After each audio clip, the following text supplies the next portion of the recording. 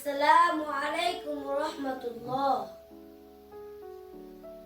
আমি তাহসিন ওমর আবৃত্তি করছি সবাই সমান।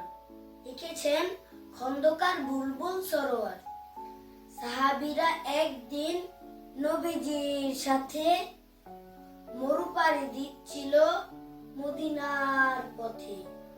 পথে হলো মাঝ বেলা, খেতে হবে বলে কাফেলাটা থেমে গেল তরু ছায়া তলে।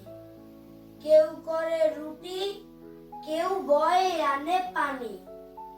নবীজি বলেন আমি কাঠ কেটে আনি। সাহাবীরা হতবাক, সে কি করে হয়? কাজ করবেন নবীজি, কিছুতেই নয়। নবীগণ শোনো, আমি তোমাদের ভাই, তোমাদের সাথে কিছু কাজ করা চাই।